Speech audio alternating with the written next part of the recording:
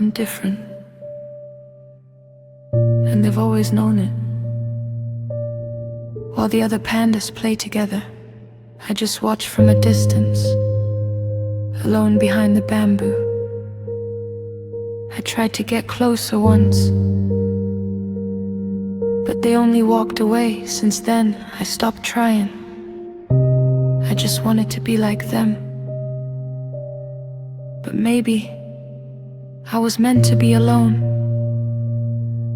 If you've ever felt this way too, don't forget to like, share, and subscribe, so we don't have to feel alone anymore.